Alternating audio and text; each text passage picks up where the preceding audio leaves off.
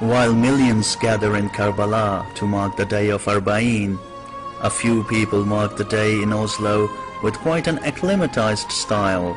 It's very cold here, it's Oslo, and it is, I think, it feels like -5.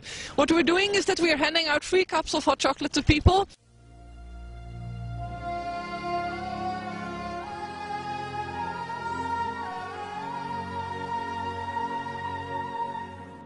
Stands were set up in 2 key locations of the city, in the center and the east end. They got their inspiration from an Arizona-based group who came up with the idea of water for Ashura.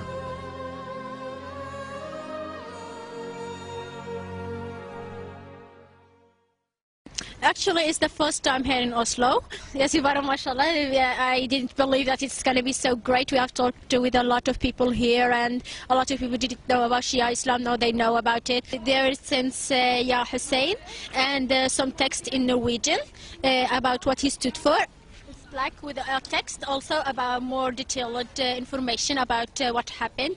From designing the printing material to getting it printed to setting up the tents and preparation of the hot drinks, it was a truly coordinated teamwork of several weeks before the project was realized.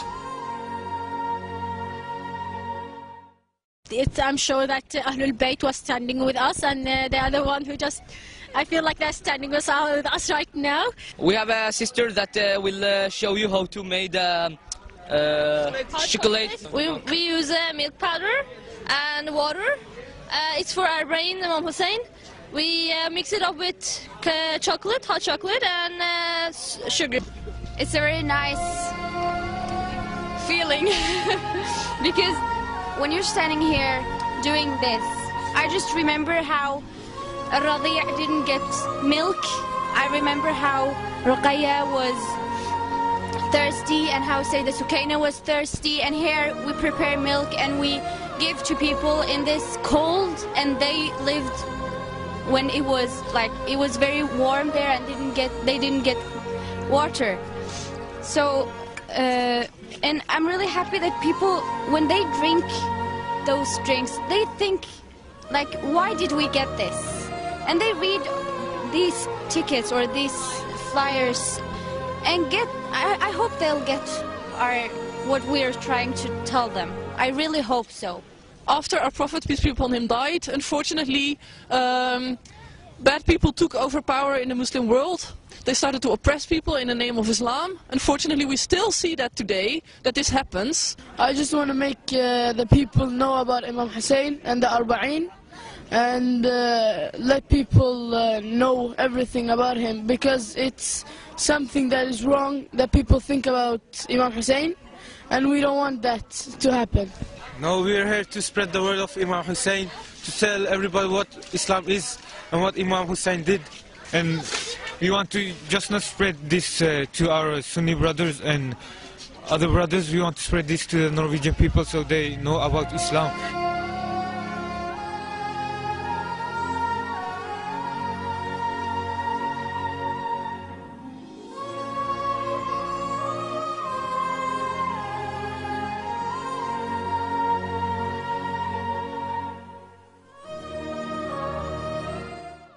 What I think is the most important message about Imam Hussein to non-Muslims is his race against injustice. It's that he stood up against injustice, and he has a very famous sentence where he says that if you are not a believer, at least be a free man. And that is something about Imam Hussein that inspires me, and for me today I think his message is to take side on what is justice, and that it's not necessarily a person who is dressed in the religious clothing that is the just person. He can be an antichrist. So Imam Hussein, he gave everything for the values of Islam, the values of humanity, and today we are facing the same thing, that people, they come in the Islam's name and they spread extremism, they spread terrorism, they spread bad things, bad values that Prophet Muhammad ﷺ and the Quran didn't came with.